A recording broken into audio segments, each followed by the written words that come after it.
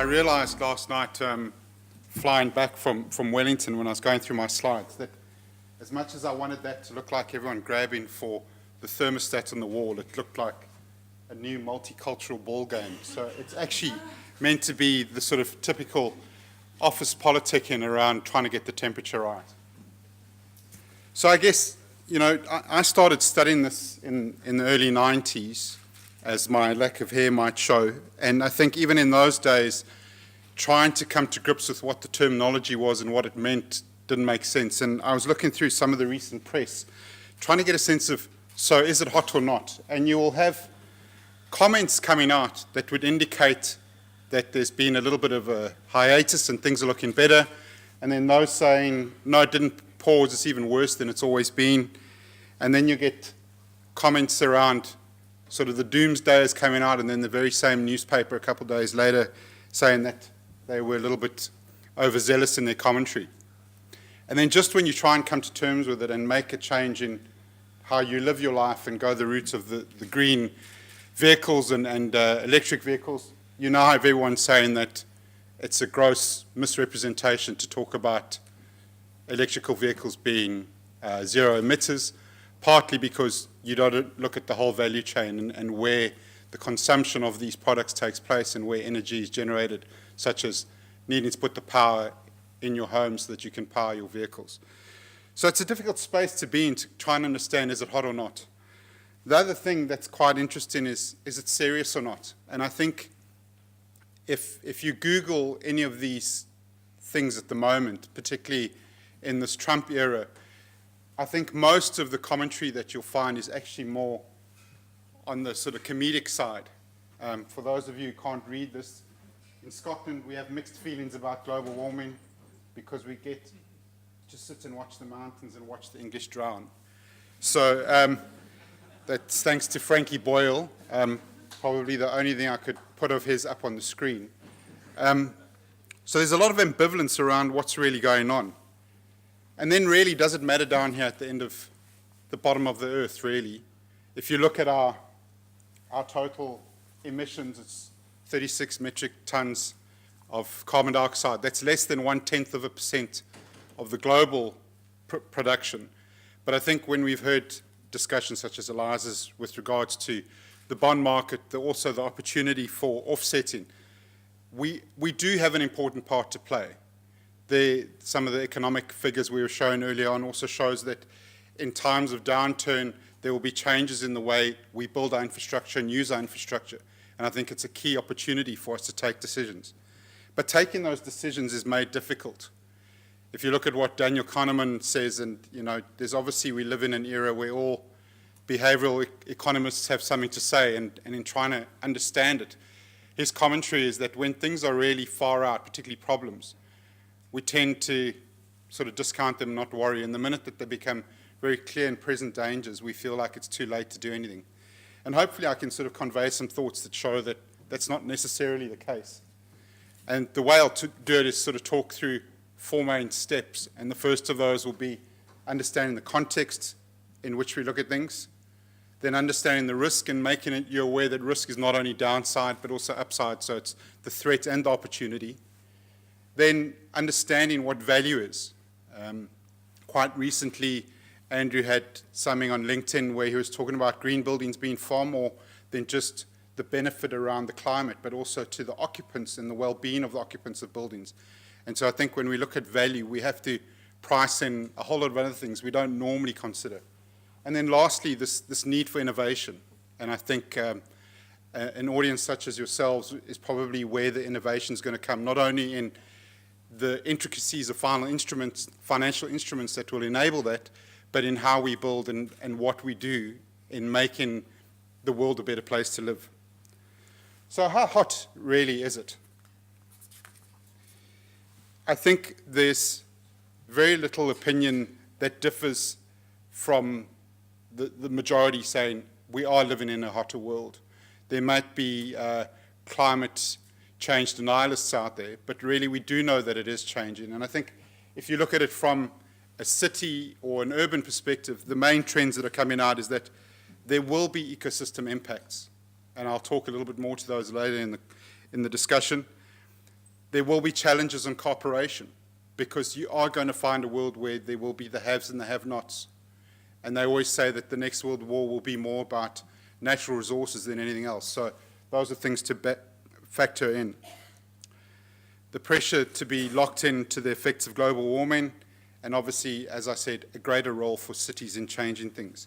And why I say that is really in terms of some of the statistics that are there. Now, these statistics change on a daily basis. Some of them have been estimated in the last couple of years, and some of them are as recent as COP23. But really, what we need to understand is cities are massive consumers of resources, including electricity, and also are major producers of CO2 and other sort of carbon equivalents. So cities do play a role in what we find in the world today.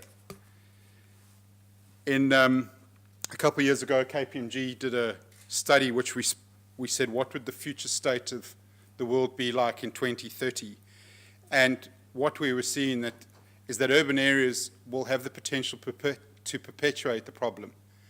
And when we see the world becoming hotter, it's not only offices that are going to become reliant on air conditioners and cooling systems, it's also going to become people at home. And I think it's quite intriguing with the more recent developments around Homestar. Our focus is no longer just at the buildings that we occupy for part of our day at work. This is influential on everyone and how we will live our lives. And I guess it's intriguing that in a conversation as the ones we're having today, we have the likes of Temperzone, who are manufacturers of systems that help to heat and cool homes, and how influential that is not only on the well-being, but also on the temperature of the planet as a whole. So a recent comment made at the COP23 is that over the coming years, the net zero carbon buildings will be essential to helping us address this problem. So we can talk about this, we can keep it as an academic conversation, we can philosophize about it, but the reality of the matter is we need to utilize our spaces to, one, be able to tackle what's coming, and two, to try and either turn it backwards if we can, or slow it down. And that's really where the focus is around what we're doing at the moment. The thing is, we need to do more than adapt. Now, in risk speak and climate change speak, when we talk about risk mitigation and adaptation, and whether it's proactive or reactive, there are a number of ways we can look at it. But the fact of the matter is we need to still think about what are the consequences of some of those things going wrong. And while we might have a preoccupation around the temperature, there are many other things we need to bear in mind. We'll be looking at much hotter summers, much longer summers, later frost, bigger droughts. And I think some of these things we see playing out around the world. And I saw most recently during the course of this week, people were almost advocating that climate change will lead to more volcanic activity also. And don't quite understand the science behind it, but there seems to be nothing that climate change won't be accused of causing. The interesting thing is that it's not clear to us as to what that trajectory is going to be, because some things happen in the short term, some in the medium term, and some in the long term. So whatever we put in place to try and correct for it now, we're only going to have to address again in the medium to longer term. So I think it's a challenging world that lies ahead, and if we need to do something about it, we need to understand the risk and able to manage it. And so what I've got up here now is going to be a sort of a brief representation of a bow tie diagram. And bow tie diagrams are my go-to whenever I do any risk work. It just helps for us to understand what's going on. If we have this issue of global warming, over a period of time, things will be taking place. There will be things that will be causing it, and we've heard about emissions, carbon equivalent gases being released, a number of things that can contribute to the world being warmer, and we will put a number of controls in place to try and change that. So those light blue circles are trying to represent that. We refer to those as proactive controls, but when we talk in more sort of climate change speak, we refer to them as how we're going to mitigate against this. And what we find on the reciprocal side is what are the consequences that arise from it. And I sort of gave you some idea of what can happen from global warming, but bear in mind that those are almost physical phenomena. you can imagine that the minute that you have less water or more pestilence, it influences people and people's well-being and the ramifications thereof, never mind the natural ecosystems that we become reliant on, changing currents, meaning fishing changes, etc. There's a lot of things that will transpire as consequences. And typically we put a lot of attention into the adaptation controls, and those are how do we react to this? And the intriguing thing that we find ourselves with is that some of the things we are putting in place to adapt to them, such as green buildings, are not only helping us to adapt as occupants of those buildings, but are helping to ensure that we are reducing future impact. So in the same way they work as a mitigating control. Now, looking at a bow tie diagram like that, you might not be sure about what that means, but in essence, depending on your view of the system you're looking at, how high or how low and where you are, you can go right back to the start of time and into the future in predicting what's going to happen. And things that are a cause or consequence on one bow tie view become completely different players in another view. So what you need to understand is what are you looking at and how are you understanding the value that you're needing to protect in the system you're interested in, and what are the opportunities in creating value. Which leads me on to, it's more than just protecting value or creating value. It's about understanding what the true value is. Now, this is a methodology that we use at KPMG when we try and get clients to understand what they're tackling, and I'm going to briefly talk to a case study from work we did with Volvo in Sweden. But just at the outset, we've heard that when you talk about sustainability or the needs around sustainability, it can vary in a number of respects. Most recently, the changes on the Securities Exchange regarding how you report places you right at the right-hand side where you need to explain your performance. What I'm going to allude to today is the one that's in the middle, which is really the business decisions, how to evaluate choices that you're making. And I guess the same would apply when you're talking about building and when you have the opportunity to look at making the facilities you occupy greener, or the facilities you choose to occupy in the future, how you would select those. And I'm not here to pitch our methodology, but really what I'm wanting you to get a sense of is we need to understand what are the externalities of a business, what they are creating, and understand how that influences what we're doing. And not only how that influences things today, but how those can have an impact on earnings into the future. And once you have an appreciation for what that might be in your business, you can make far better informed decisions. So if I can just briefly talk to this diagram, really what ends up happening is we build a bridge of information. Starting out on the left-hand side, we look at the traditional revenue that a business would make. We take away the cost of sales and you're left with your earnings, which is the last of these. It's not going to work. The last of the light blue. Then what you do is you start to add and subtract things that are of an economic nature, of a social nature, and of an environmental nature. And once you've done that, you will come out at what we refer to as true value. And I think all too often, there's a lack of appreciation for what that true value can be, particularly when you start looking into the social area, because we struggle to appreciate the impacts this can have. I have a history of working in the extractive industry, and more often than not, we misunderstood the impact that our social license to operate could play. And so a tool or an instrument such as this helps us to understand, and it underscores sort of Andrew's comment earlier around the benefit of well-being to people who occupy green buildings. So for Volvo, what they did is they wanted to understand what the true cost of ownership was for whether they should be converting to electrical vehicles. They had their conventional way of working it out, and then they added in the additional external costs. And once they had done that, they actually came out at a number where it was what they perceived to be their true total cost of ownership. And the same logic can apply when we look at green buildings and making changes. What they found was, obviously by changing to a green mechanism by having batteries, there would be benefits to be got, but there would also be cost implications. And so what they realized that one of the biggest benefits they got from converting to electrical vehicles was the benefit to the people who used it. So it was more social impact than an environmental impact in making that selection. And when they scaled what they were looking at, they determined that not only was there the potential to make a sort of a saving in the region of 199 million euro on an annual basis, but there was a huge impact on the health and well-being of the occupants of Gothenburg.